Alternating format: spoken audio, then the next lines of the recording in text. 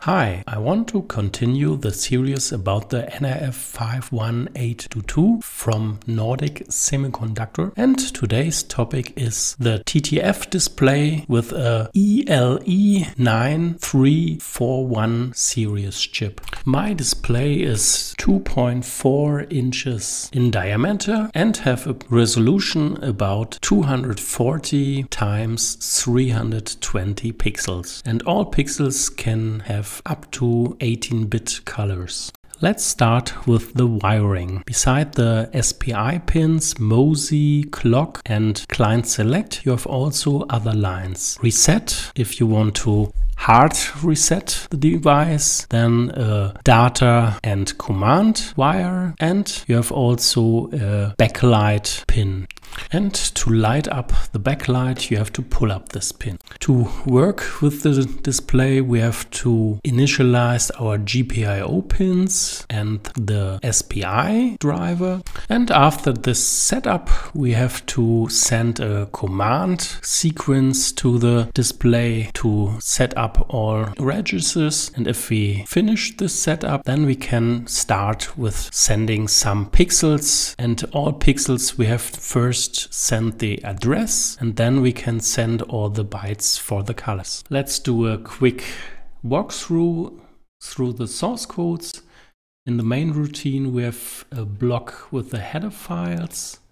Then we initialize the SPI instance.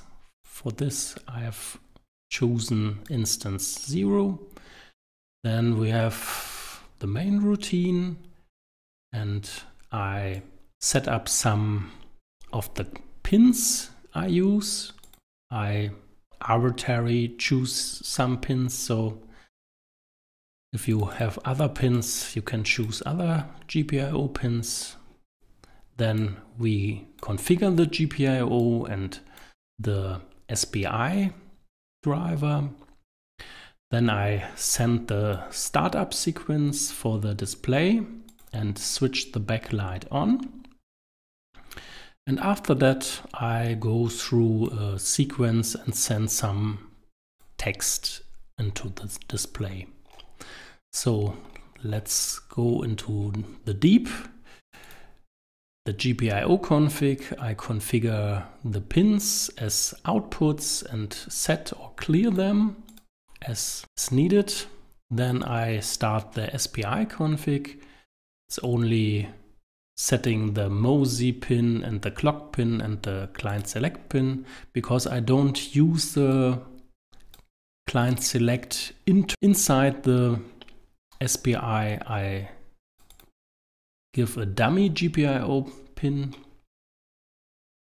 and then I set the frequency for SPI and the mode and the bit order, and after this I send the init command. Then we can look into the ELE9341 code. Here I have built up a structure for the initialization sequence. Then it's best we look inside the init sequence. First we configure the pin, then we store the SPI instance for the command sending, do some logging, and here I reset the device and go through the command sequence. And if we want to put some strings, there's a function for strings that goes through all the strings and put all characters on the screen. And the characters use some font. This use some external font library from the STM library I've found. In this sequence we send all the font bits with the color. So every bit of the font is sending through SPI and send it via this LCD write 16, and the LCD write 16 we can find above. It sorts the byte order, and after this we send all the data via SPI in blocks of 255 bytes, and the rest if needed. And if you search for the pins of SPI, you can find it in the custom board definitions.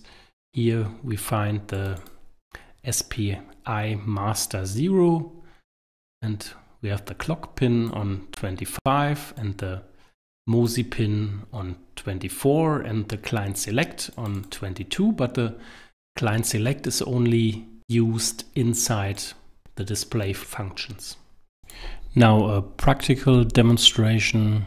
We see the display connected to the NRF 51822 and see some pixels. Here the wiring.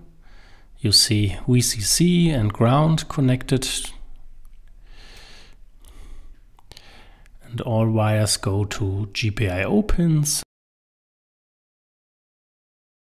and also the ST-Link version 2 is connected.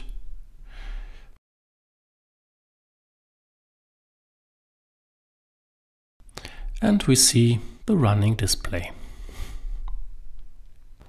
You see 3 different fonts: the small font, the medium font, and the big font. And as usual, I use the OpenOCD and ST-Link software to flash all the firmware inside the NRF 51822 chips and use my make flash command. Thanks for watching today, and I hope you enjoy the video and give me a thumb up. And if you not have subscribed, so please subscribe to my channel. All the source code can found at GitHub, and if you wish some more information about the NRF 51822 chip, then you can visit my blog on Blogspot. And as always, I hope you learned something today.